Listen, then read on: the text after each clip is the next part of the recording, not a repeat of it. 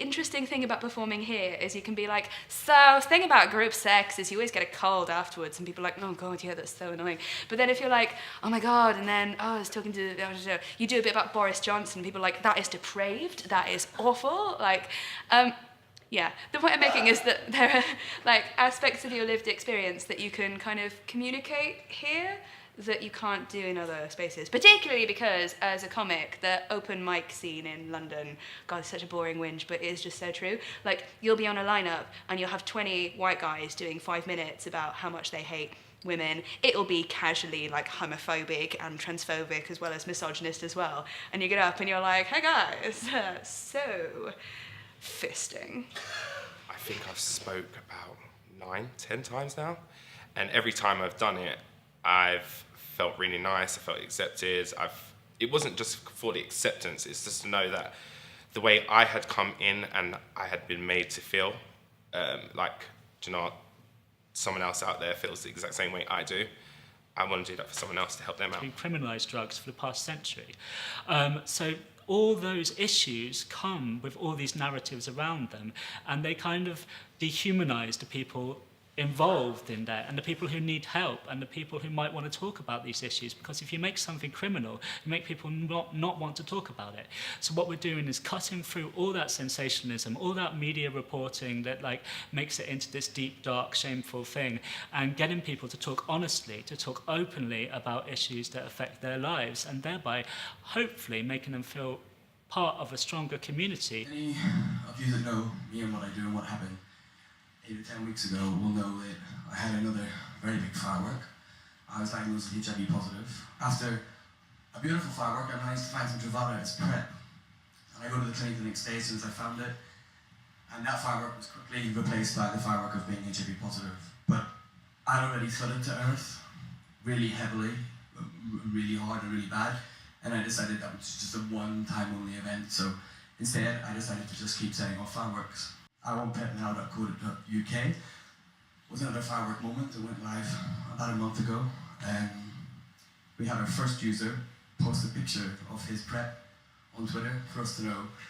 Our only goal was to keep one person negative.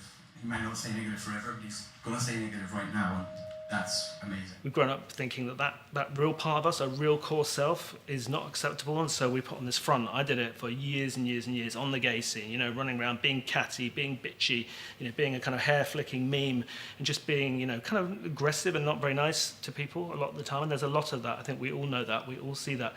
And when you come to events like this, you bring it down.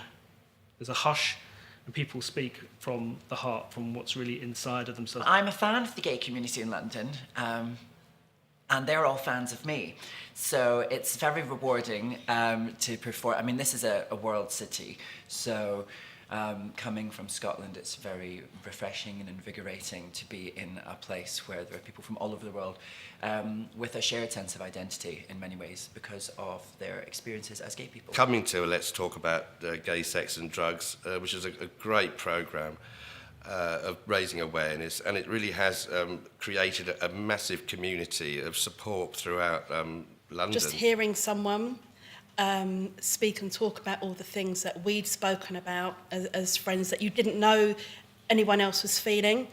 So someone got on stage and we were like, oh my God, we've done this, that's us. Like just that realisation that you're not alone. As a performer, the thing that sticks in my mind is when people connect with what you're saying.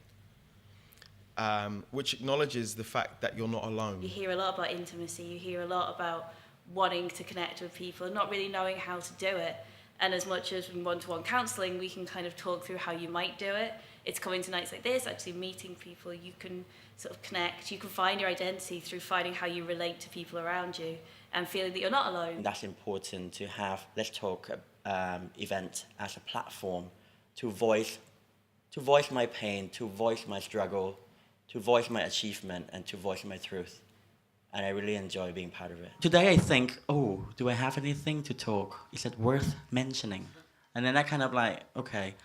Last month I was facing eviction and I had to move in 28 days.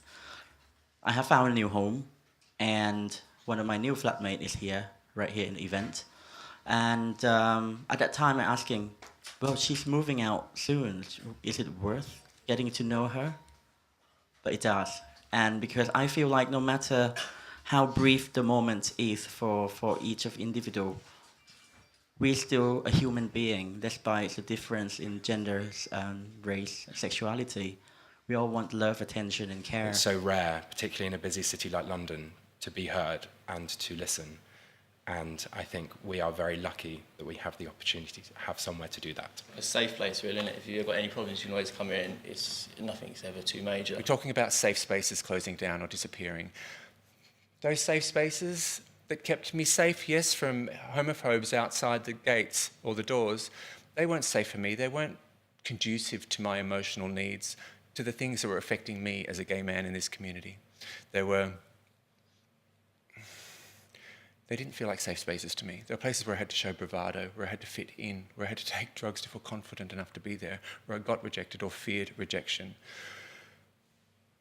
The safe spaces that I needed and was looking for and have found here at Let's Talk About Gay Sex and Drugs is a place where people participate and give back. This is a place where I do feel safe because I can be vulnerable, and everyone here comes here to be vulnerable, to give back. I wanted to write about how much I missed you, but actually, do you know what?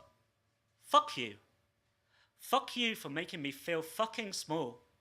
Fuck you for leaving me sleeping to go to a fucking methadone party. Fuck you for humiliating me when you didn't turn up to meet my friends because you had started using chems again. And fuck you for me always forgiving you. Fuck you because your friends were dicks, especially the one who made a transphobic joke. Fuck you for thinking money made manners. I shouldn't teach you how to say please to a waiter.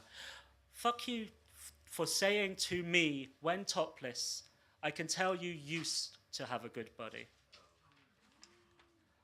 Fuck you for always being late. Fuck you for believing you are always right.